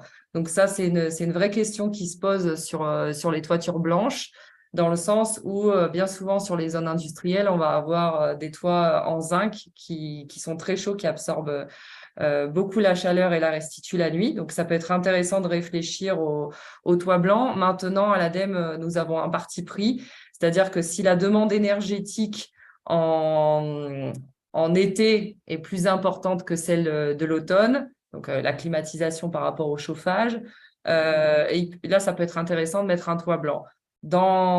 Inversement, il faut réfléchir en fonction du bâtiment, du contexte urbain, de l'exposition solaire, etc.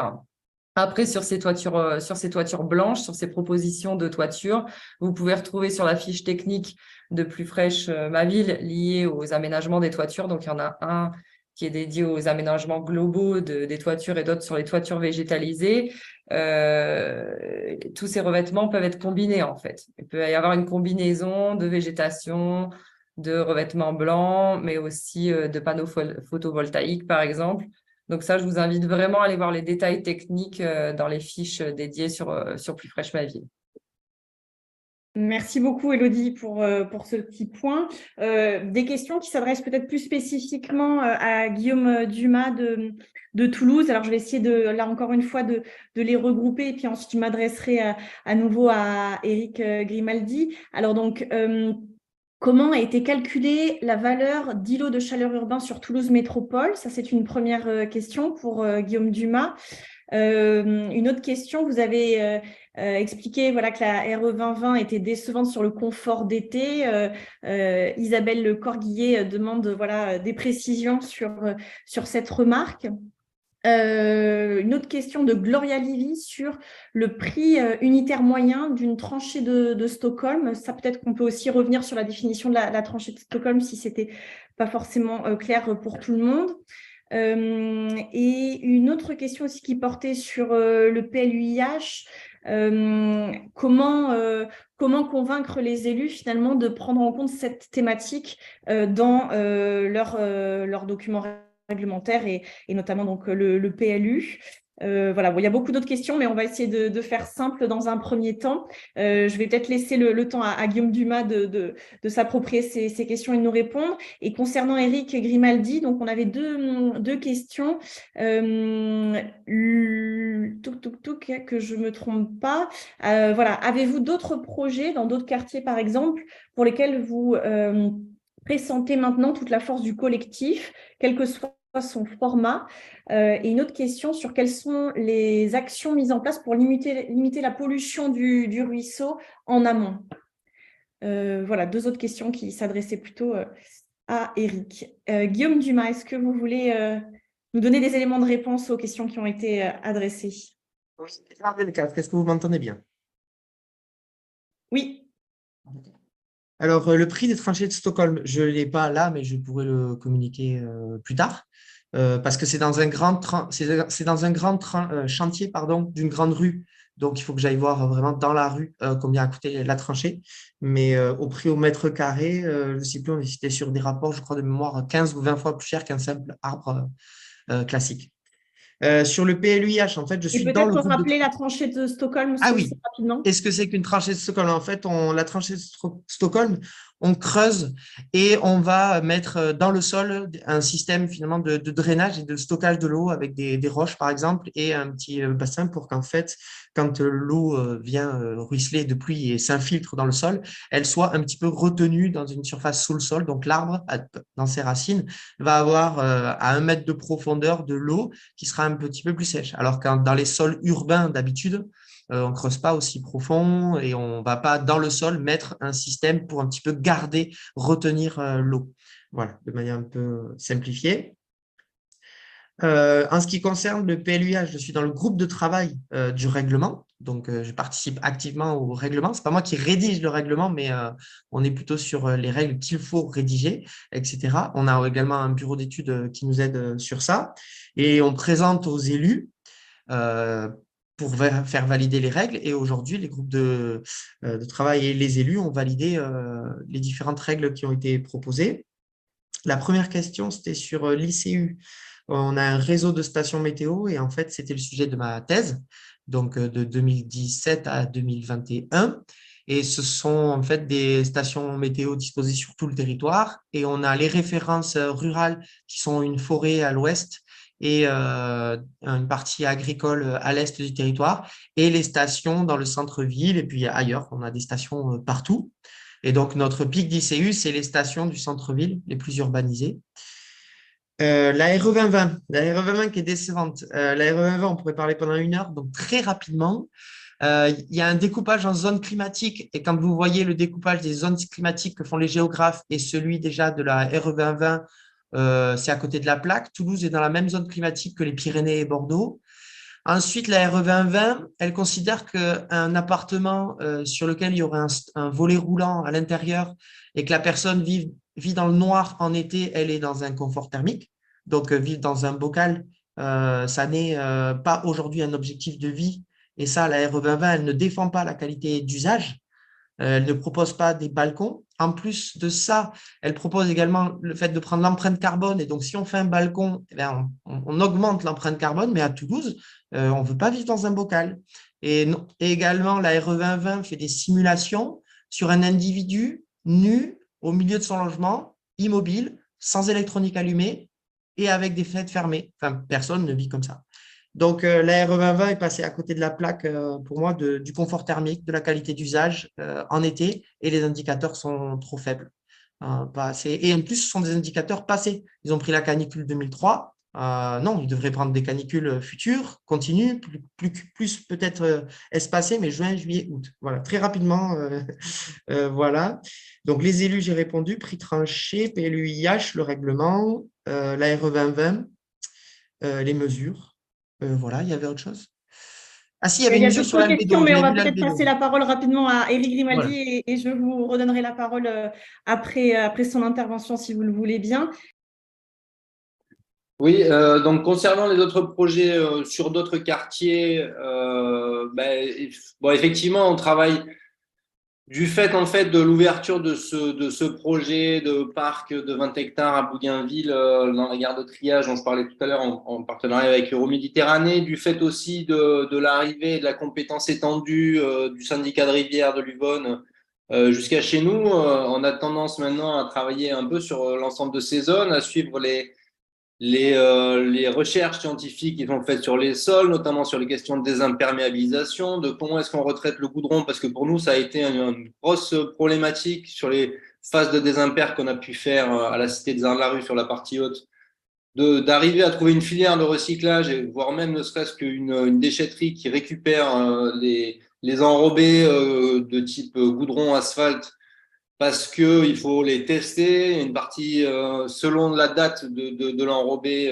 il peut y avoir de l'amiante dedans. Donc, c'est des choses qui sont complexes et pour lesquelles on n'a pas, nous, en tout cas, les compétences. Et en fait, on se rend compte aussi que quand on pose les questions aux institutions, pas grand monde a les réponses. Donc, on est tous en train de découvrir un peu ces questions en même temps et on se pose les… Et donc, voilà, le fait qu'il y ait un gros projet qui sortent de terre, ça nous permet de travailler en transversal aussi avec les scientifiques, les chercheurs qui sont financés par ces gros projets et nous, derrière, de pouvoir bénéficier de ça. Après, par ailleurs, dans le collectif même, on travaille sur la gestion de la canne de Provence aussi, donc ça nous amène jusqu'à l'étang de Berre. Comment cette espèce invasive peut être pour nous utilisée dans les aménagements de contention de berges, confortement des berges du ruisseau, voire même sur les parties un peu plus esthétiques. C'est quand même un végétal qui est sympa à travailler. Dans le cadre du chantier d'insertion, c'est aussi on s'oriente vraiment vers l'éco-construction et donc c'est des empreintes intéressantes, c'est des matériaux intéressants à travailler, des techniques finalement ancestrales qu'on peut se réapproprier et qui nous permettent de faire des choses avec ce chantier d'insertion aussi.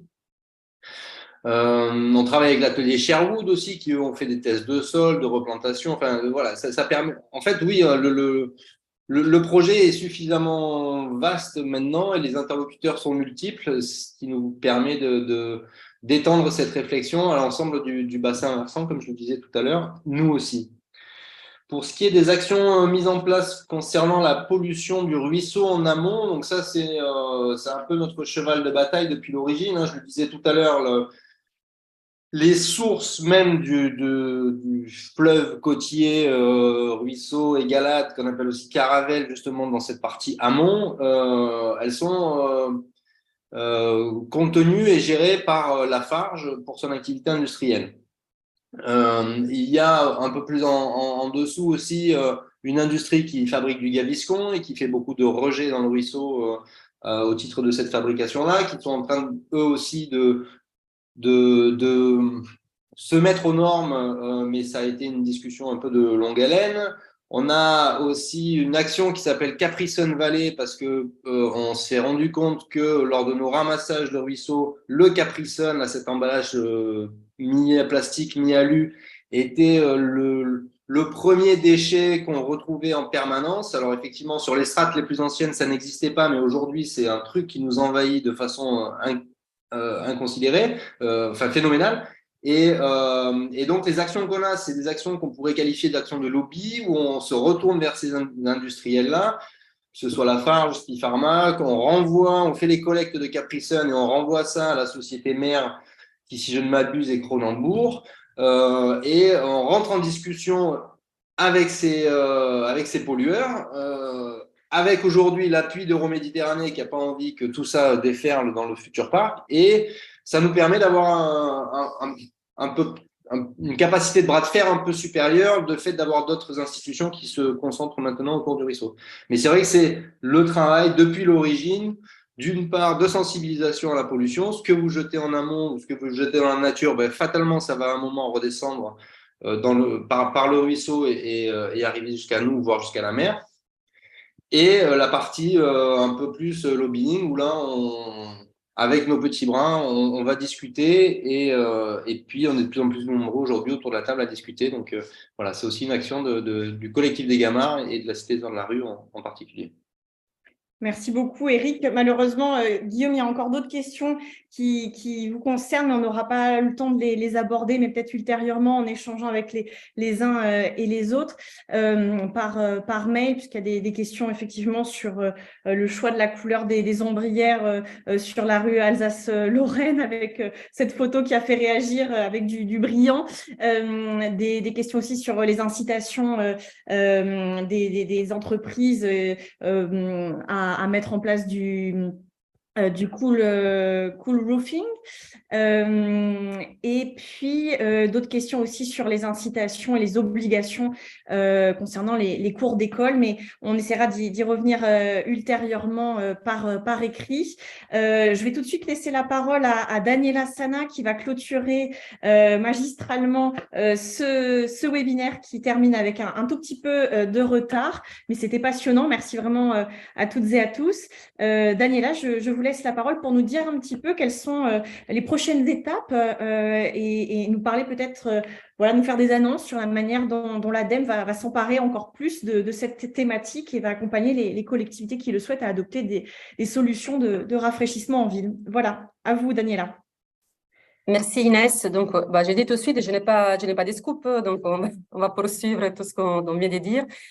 Quelques minutes, vraiment. Déjà, je voulais juste réagir sur ce qui a été dit à juste titre. Je les comprends, la frustration pour l'ARE 2020, mais c'est vrai que dans l'ARE 2020, il y a quand même eu de très bonnes évolutions par rapport au fait d'intégrer une séquence caniculaire qui n'existait pas auparavant. Donc, ce n'est pas suffisant, mais parce que c'est une séquence caniculaire passée, mais c'est déjà un progrès. Et puis, on a abandonné, c'est ce qu'on appelait la température antérieure conventionnelle pour passer plutôt sur le degré air dans le confort. Donc, là aussi, on a une évolution en sachant qu'il faut toujours rappeler la réglementation thermique, c'est la voiture balai. Donc, on est sur tout ce qui est conventionnel en termes de consommation, etc. Après, pour avoir des prévisionnels et des réels, on ne pourra pas s'en passer des frais de simulation, etc. Donc, je ferme la parenthèse donc pour revenir à nos oignons. Donc, je rebondis sur ce qui a été dit par Stéphane Simonet, donc, qui a parlé aussi des prospectives. En effet, on a beaucoup de travaux dans le cadre notamment des transitions 2050 sur la prospective qui nous enseignent, bien entendu, que toutes les solutions qu'on a vues aujourd'hui sont climato-dépendantes et puis sont aussi dépendantes, bien entendu, de tout ce qui est donc de ressources en eau. Et donc, trois choses à retenir pour moi aujourd'hui, ce matin. Donc, la première chose, en effet, c'est que l'enjeu du XXIe siècle, c'est bien la disponibilité et la qualité de la ressource en eau, car c'est de cette ressource qui va dépendre d'efficacité de beaucoup des solutions dont nous avons parlé ce matin. Et également, ça a été dit, aujourd'hui, nous ne pouvons pas nous baser donc, sur la météo et les climats passés, mais nous devons nous adapter continuellement sur tout ce qui est la projection donc, des climats futurs avec des scénarios plus ou moins pessimistes. Et puis, donc, il est indispensable, par contre, de s'adapter tout de suite. Donc, on l'a vu, donc, il y a des solutions malgré tout qui existent et donc qui sont proposées. Et donc, pour faire chez ma ville, en est un exemple. Mais si nous devons nous adapter, en effet, je rappelle qu'on ne va pas lever les pieds sur l'atténuation du changement climatique. Donc, nous devons bien sûr continuer les efforts sur l'atténuation. Et ce qui est intéressant aujourd'hui, c'est que beaucoup des solutions qui ont été présentées ont de nombreux co-bénéfices et peuvent permettre de conjuguer, en effet, atténuation au changement climatique et adaptation au changement climatique. Et ces nombreux co-bénéfices, notamment, sont apportés, par exemple, par la nature, qui a une place sans équivoque donc sur la ville de demain, car avec ses effets sur l'atténuation, avec les pouvoirs de séquestration au carbone, sur le rafraîchissement urbain, qui est le sujet qui nous concerne aujourd'hui, mais aussi sur la santé, entendue au sens large, donc comme qualité de vie et bien-être de nos citoyens, avec un espace de qualité, avec les services culturels que la nature peut apporter. Donc, tout ça pour dire que notre paradigme de l'aménagement doit un peu évoluer pour être plus systémique, pour travailler justement sur ces différents co-bénéfices. Quand on parle donc des natures, on ne peut pas ne pas parler des sols, donc les enjeux donc des ZAN, des zéro artificialisation nette qui ont été un peu évoqués ce matin, et puis des mobilités décarbonées, pour faire en sorte que la mobilité active et les piétons retrouvent sa place donc dans la ville avec des espaces qui soient amènes, donc avec de la nature et puis moins de pollution, avec tous les enjeux qu'on connaît aujourd'hui sur la santé.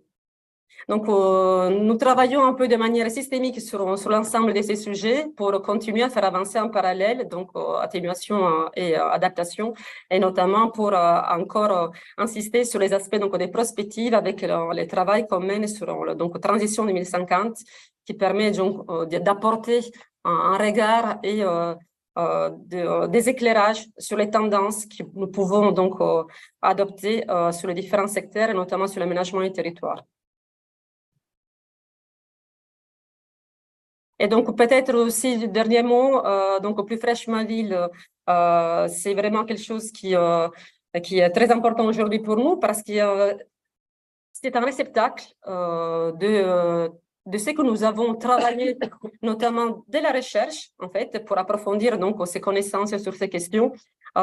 Et puis les différents guides, méthodes et de la décision que nous avons produits. Mais en fait, Plus fraîche ma ville permet d'être un réceptacle accessible et pédagogique pour passer à l'acte, pour comprendre déjà les enjeux et passer à l'acte sur ces sujets. Et donc, ça permet de capitaliser les différents travaux et les connaissances les plus solides et les plus robustes que nous avons à ce jour sur ces questions. Et donc, c'est vraiment important de pouvoir les partager, capitaliser pour justement, comme je le disais, agir tout de suite. Merci beaucoup, Daniela. Peut-être juste nous dire quand sera prêt le kit de rafraîchissement que nous a présenté Stéphane Simonet un petit peu plus tôt. Bah, si Elodie, qui est en face de moi, ne me dit pas le contraire, moi, j'avais noté la fin de l'année, début 2024. Début 2024. Voilà, donc de la région me confirme début 2024. Bon, ben on suivra ça avec intérêt.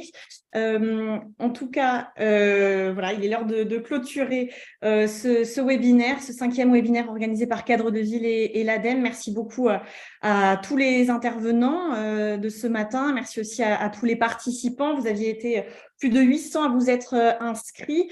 Le replay, les slides et la documentation complémentaire que nous ont fourni les différents intervenants seront donc disponibles sur le site de Cadre de Ville et vous seront même envoyés par mail pour toutes les personnes qui étaient inscrites. Et notez d'ores et déjà la date du prochain webinaire, le 4 juillet, donc à 9 h, autour de la thématique ville dense, ville durable, ville désirable, la ville des 3D comme on l'appelle. Voilà, d'ici là, je vous souhaite à toutes et à tous une bonne journée et on vous dit à très bientôt pour de nouveaux échanges. Bonne journée.